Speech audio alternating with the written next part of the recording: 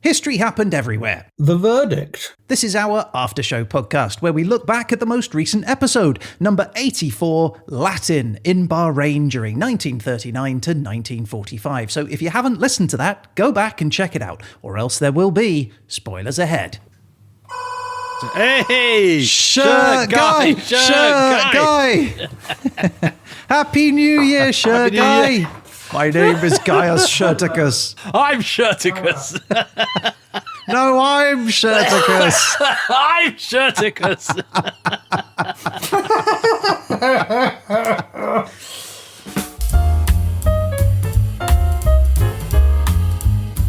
Hello, my name is Ryan Weir, and I'm here in the HHE studio with the open umbrella to my Bahraini day. It's Mr. Peter Goddard. But am I an umbrella protecting you from the rain, or am I in Bahrain collecting the rain in my upturned umbrella? You are the upturned umbrella to my Bahraini day.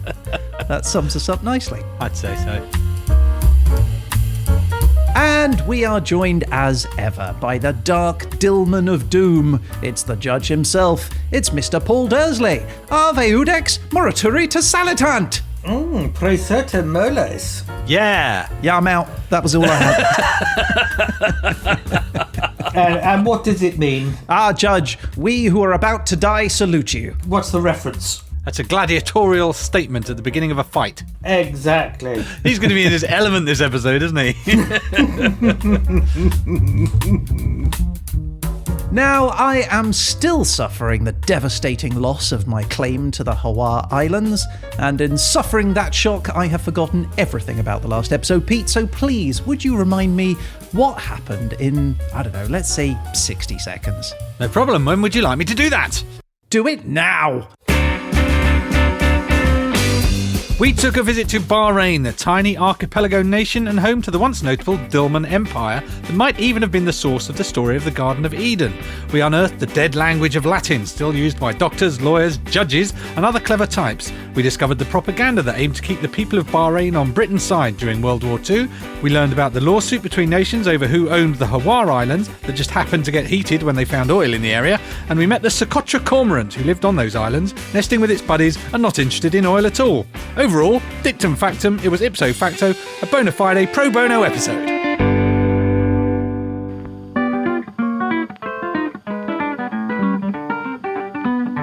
That was last week's episode done, summarised nicely, nice one son. Now we're over to young Dersley, who's gonna tell you what he thought of thee. He'll take you apart without any care. He's the lovely Paul Dersley, the lovely Paul Dersley.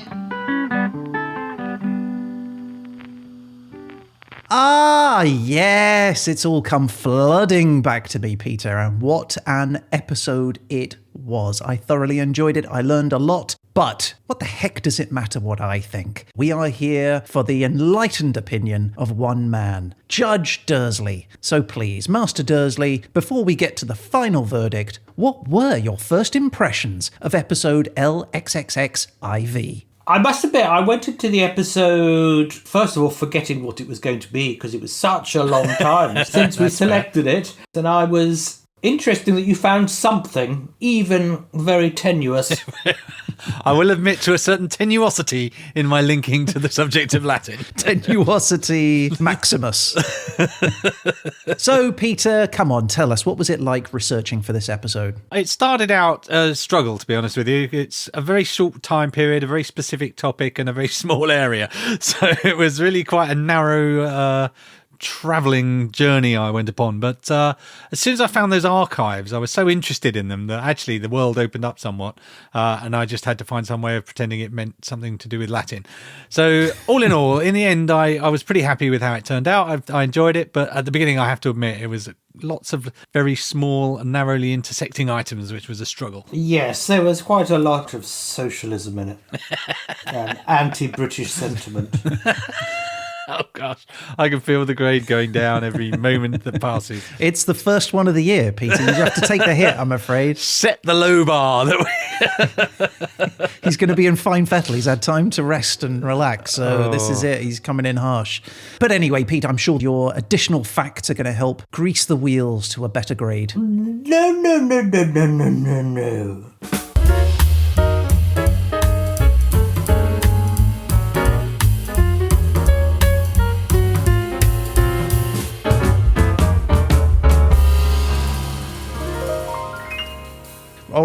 So, as a starting position, I wanted to talk about my favourite part of the episode, forgeries. Do you know what? When I was researching, that was such a throwaway thing that I saw, and I'm like, I must know more about this. Yeah, so this was the story that you told about the Hawa Islands, right? These desert islands that had very little on them, and the British gifted them to the Bahrainis. Now, they settled the dispute between Bahrain and Qatar. And later, once oil and gas was discovered, Qatar felt that they had a claim. And so they went to court, and they brought with them some forged documents. That is the gist of it. That's as far as I can understand it. I don't know it in detail, but certainly there were documents that were submitted. They were later withdrawn, and they were then published by the Bahrain government in their own packet of, look at this forgery stuff that they tried to get away with. Well, look, I was inspired by your stories of forgeries, and I went to have a look and see what other sort of notable stories from history that included some element of forgery. So we will all, I'm sure, have heard of the Shroud of Turin, one of history's most famous religious artifacts, a linen cloth said to bear the face of Jesus Christ. Doesn't exist. Yes, quite right. Scientific carbon dating in the 1980s proved that it originated sometime between 1260 and 1390. So yes, couldn't possibly have been there on Jesus's face after having been crucified. Could be all part of Jesus's magic. Certainly could have been a miracle, that is true.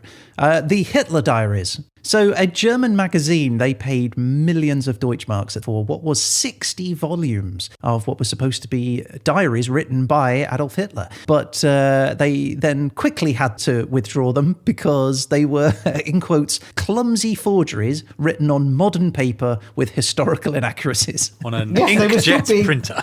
They were still being written, weren't they? Sort of, he was writing the later ones when the initial ones were being checked. Serialized. It was a massive scandal and a huge embarrassment for the magazine, apparently. Well, I believe the Times in the UK also serialised the diaries and was equally caught up in the embarrassment. Right. And then finally, there's Frank Abagnale. Ah, yes. Catch me if you can. Well, this is a different Frank Abagnale. The one you're thinking of is Frank Abagnale Jr., who was played by Leonardo DiCaprio in the film Catch Me If You Can. But this one was in prison in 2002. He was serving time for fraud charges. During a search of his cell one day, just a routine search, the guards discovered colour copies of $100 bills that he'd been counterfeiting in his cell. Right? And they knew this because the counterfeit bills had the United States of America written on them. And the same side was printed on both sides of the note. And he'd used coloured paper. Right. They confronted him about it, and he just sort of laughed it off and said, "Ha, no, this was just a joke. It was a prank. I didn't really intend to make some."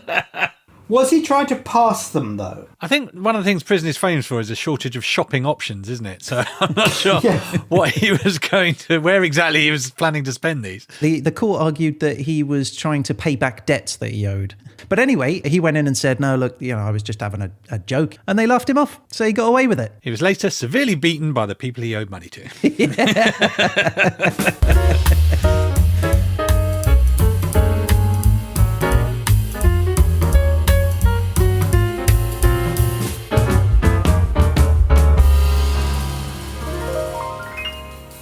All right, Petey, that was me. What do you got? I was interested in the pearl diving in Bahrain. If you may recall, I said historically pearl diving was a very big industry in Bahrain until it got knocked off the number one spot by the discovery of oil. And it turns out that not only was pearl diving famous in Bahrain, you can still go pearl diving today, Ryan. It's a thing you can do if you visit the area. That involves me going deep down underwater, though, right? Well, there's two options, actually. So you buy a permit, you get a 2-hour diving window, and you can collect up to 60 oysters in your session. Okay. And you can go to a site close to the beach, which sounds like borderline snorkeling, actually. But then there are deep water sites also, which are like 35 miles out from the coast. So I guess you could do it either way. So you, Ryan, could be diving for pearls as we speak. I suspect that what they do is early morning, grab a load of oysters and just hurl them in the shallows, right? Yes. Well, I'm not sure it's that easy because when you open them up to get the pearl, obviously the whole oyster comes open, so you can't just chuck them back. But I also learned that although you might find find a pearl. Not a very big chance of it. And most pearls that you get today, in fact, all pearls that you get today, are cultured pearls, they're called. So cultured pearls,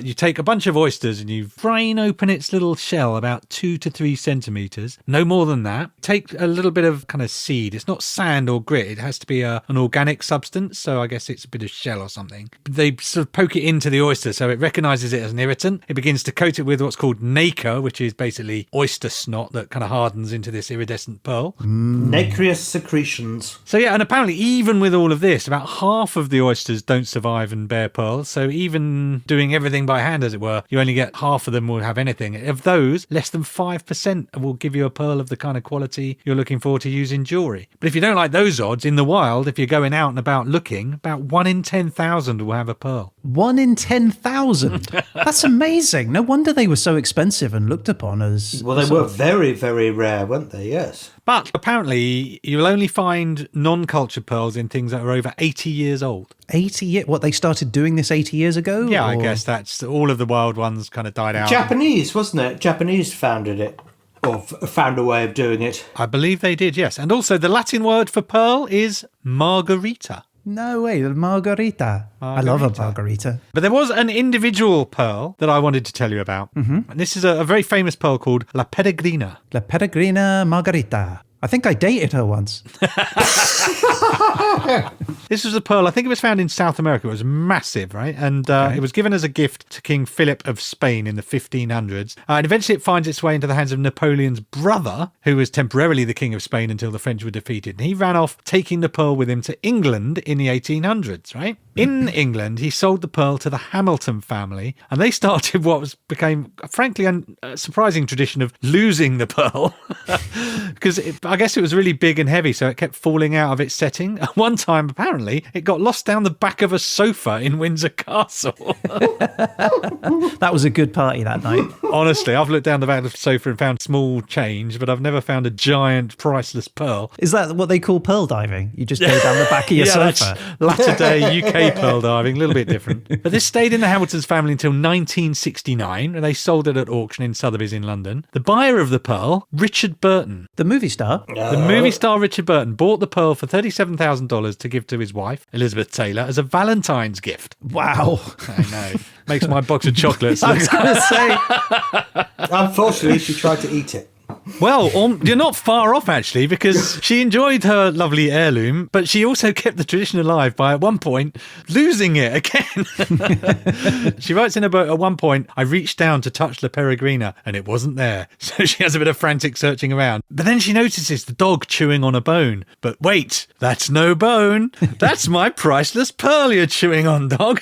Wow. It's definitely the world's most expensive chew toy, I have to say. But so anyway, she kept it until she passed away. In December 2011, the pearl was auctioned off as part of her collection, and it was sold to a private collector for more than $10 million. So now it lives somewhere, I didn't specify where, with a private collector who I can only assume has lost it. How big was it? Well, it said in my sources, which I'll be honest is Wikipedia, that it was 11.2 grams. Yeah, okay, well, that's pretty big, I suppose. But it is not the biggest pearl, Ryan, and the Giga pearl is the largest certified non-nacreous pearl in the world. Which is not a pearl. Which some might say isn't a pearl. And the Giga pearl, compared to the, few grams or less of the Peregrina, the Giga pearl weighs in at 27 kilos. You wouldn't want that around your neck. That's a boulder. That's more like an anchor than a cufflink, isn't it?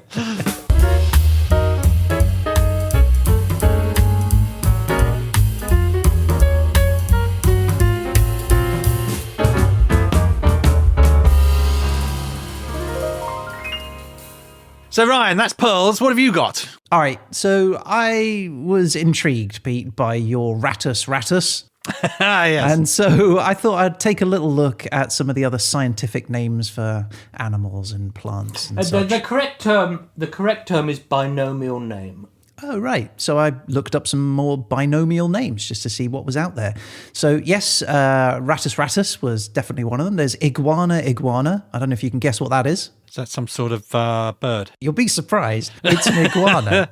No. Yeah. And the little wren that we see is the troglodytes, troglodytes, troglodytes. Some other interesting names that I picked up. There's Chaerepus equidatus, which means pig-footed and without a tail. But unfortunately, that one actually does possess a tail. It's just that the person who discovered it and named it that found one that had had the tail eaten by a predator. Then some other ones. We got Itibitium, which is the cutest one ever. That's the small sea snail. There's the camera lens, which is a predator of bacteria. Very small little thing. And then there's the abracadabra, which is like a fossil bivalve. If you find a dead one, it's an abracadabra cadaver. There is the Gnathia marlii, which is a small parasite discovered in the Caribbean and named after... Bob Marley. Bob Marley, that's right, after a parasite. It's not great, is it? Slightly nicer is the Microgryllus beyoncé, which is a horsefly from Australia, named after Beyonce, the singer Beyonce, because apparently it has a perfectly round rear. Is it there one that means ostentatious penis? I'm sure there is. There's definitely a plant called Erica canaliculata. Well, there's Turdus, isn't there, as well? Turdus, yes. It's a type of blackbird, the Turdus maximus, which is a type of Tibetan blackbird. So then there's Pinus rigida, which is a pine tree, which is found in the eastern states of the United States. And finally, there is Bugaranus, a type of wading crane. I feel bad for the wading crane, having no idea that he's been saddled with a rubbish name. But what you don't realise is that in wading crane language, Peter Goddard is equally hilarious. Yeah, no doubt. It means magnificent specimen. Ah, yes, it certainly does. It's pronounced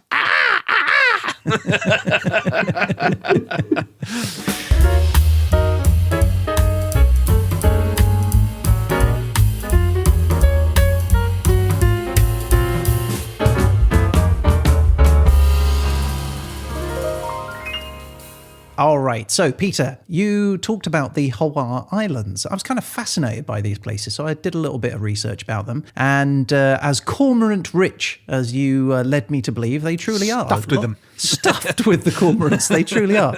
But there is other wildlife too. There's the Arabian oryx, the sand gazelle wandering around. But most of the animals there are sort of in the waters around the islands. And there's dolphins and turtles, being the most common. But the most notable creature is the dugong. Dugong? The dugong, also known by their scientific name of Dugong Dugon. That sounds like the chorus of a 50s pop song. Dugong, dugong. It does. It's also slightly appropriate because they are a threatened species, so they are nearly dugong. Yes, Yeah. are they going to rename them the Duwent when they've become extinct? The Dugong Duwent. So they're also known as sea cows, which is appropriate because they are large mammals. They produce milk. They eat seagrass. I did look to see whether you can actually drink dugong milk, and that research led me nowhere. I'm led to believe that it's very nutrient rich and very good if you want to put on blubber. So probably less advisable than you'd think. Anyway, unlike most mammals, the dugong replace their teeth. Like a shark, they have new teeth which grow at the back and they move forward as the ones at the front get old and fall away. They can grow up to 3 meters in length, that's about 10 feet, and they can dive up to depths of 30 meters. And also, remarkably, they live for up to 70 years. Wow. Yeah, but the Hawaii Islands are famous for the dugong because they are the second largest population of them in the world. Only Australia has more. Historically, though, they were hunted in Bahrain for their meat, their oil, their fat, and their hides. The hunting of them continued up until the 1930s. Boo. Yes, and who stopped it? Was it the British? Probably. Probably. So we're not all bad. Probably. But yeah, now they are a protected species, so you can't go out and kill them for their fat or their oil anymore. Or their milk. Don't milk them, Ryan. Don't milk them, no. Locally, they are known, though, as Aras al-Bahar, the bride of the sea. Oh, that's dubious. Yeah, and in our episode on the United Arab Emirates, Pete, if you remember, that was our Halloween special. I do. I told a folk tale about the legendary creature known as Budraya, which was said to climb on board ships late at night, drag sailors off of the ship down into the depths. Well, it's thought that these stories originated from the Dugong, which float, and it looks as though it's someone's head. Oh. And it's like they're just watching the boat from a distance. Oh, yeah, that would make me make stories in the long, lonely nights on the boat. So that will marry them, apparently. But don't forget, they can have lots of wives. Dugongs? It's positively encouraged these days.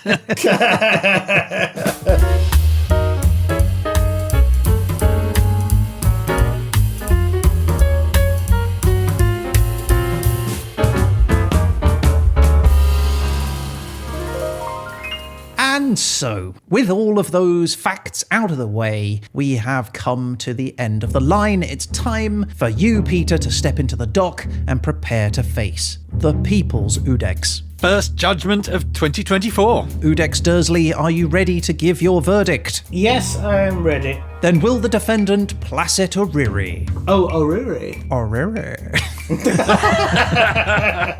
I'm assuming that's please rise. I'm getting in. Yes, and put away your forged documents. Your Honour, as usual, may we start proceedings by first asking for your verdict on factual content. Was this episode as fact-rich as a dugong's milk? Sorry, that's a horrible thought. In terms of factual content, there are lots of anti-British slurs in this episode, which I cannot accept. It was propaganda.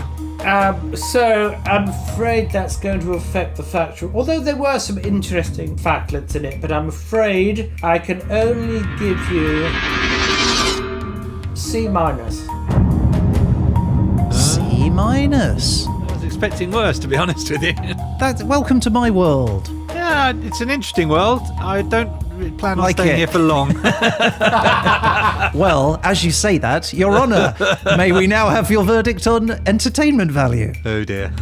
Well, I had a bit of an issue with this one, I'm afraid, because first of all, I didn't understand the thing at the start. Yes, that is from a guy called Stefano Vittori, who has a channel on YouTube, and he basically goes around dressed as a Roman legionnaire, talking Latin to people and seeing whether or not they can understand him. And so he has a whole playlist of videos of him singing Disney songs in Latin. That's excellent. Yeah. Well, that goes along with all of the sketches in this episode. There was one theme across all of them this time. Hilarity. Genius.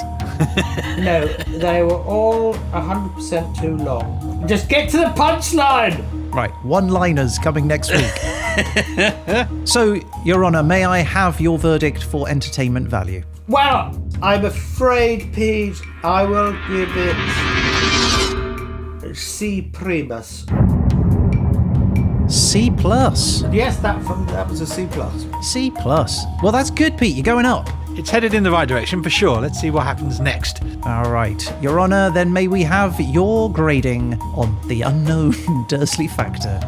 Well, what I'm going to say is that I forgot how enjoyable History Happened Everywhere is after your little break. And so, to enhance the new year and put some light into our dismal January days, I will give Peter B. Hooray! Wow, that's amazing. And thank you very much, Judge. It is good to be back, and I'm really glad that we're doing the verdict again. I'm loving it. Yes, good to be back. Thanks, Durs. And so, on that bombshell, we reach the final verdict. But before the judge passes his ruling, Peter, you have an opportunity now to enter a plea. If you choose to do so, please make that plea now. If it's in Latin, you might get an uplift. Oh. Silencio est golden. Come on, golden. That's easy. Dubious. Glorious, yes. Is that your plea? Yes, it is. Put that in the record, Ryan. All right, Your Honour, you've heard it here. The defendant stands before you. Have you reached a verdict? Yes. In which case, I would ask most respectfully for your ruling. Peter, I had to lead you into that one, I'm afraid. So, I shall give you B-. I mean, I just... All right. And so it begins, Ryan. And so it begins. The wheel keeps turning. All right. Well done, Peter. Thanks, man.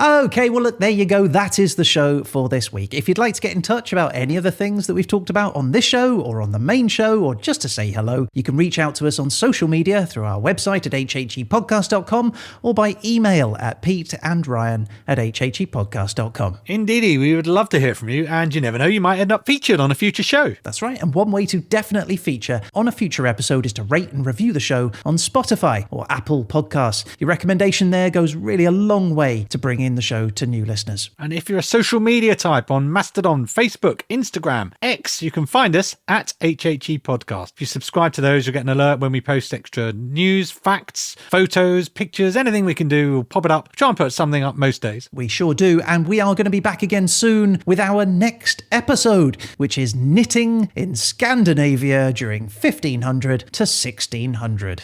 But in the meantime, a huge thank you to the judge himself. Thank you, Paul. Paulus.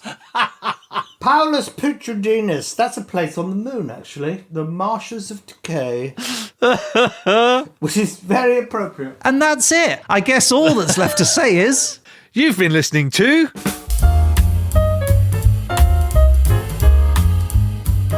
So, Ryan, I thought you might enjoy some things to do in Bahrain. You know, I said you could do your diving at the underwater theme park. Yeah. That is not the only thing to do in Bahrain. There are many other things. You can go to the Royal Camel Farm and visit more than 600 camels that live there. Camels are pretty terrifying, let alone 600 of them.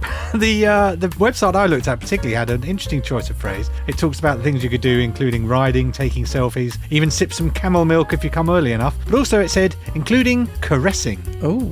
Caress a Okay. camel. So, yeah, so you could go for that intimate camel experience, probably premium prices, I don't know. Can you stay there, like overnight?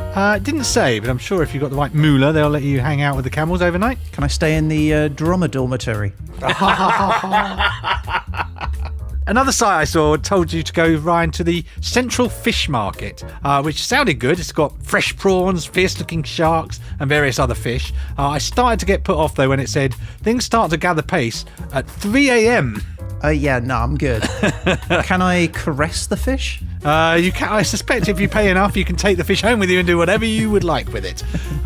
If I stay over, can I stay in their place? In their place? Nice. The Manama Souk in Old Manama. Mana.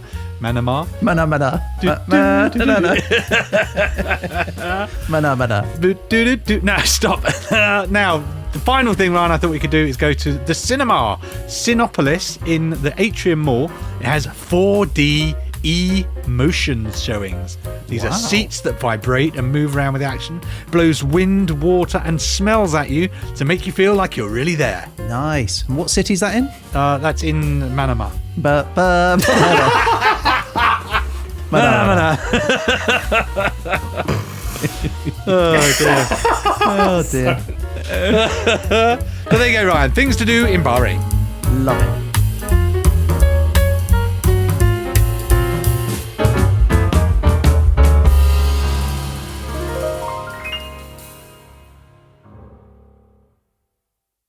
Just hold on a sec. Hold on a sec.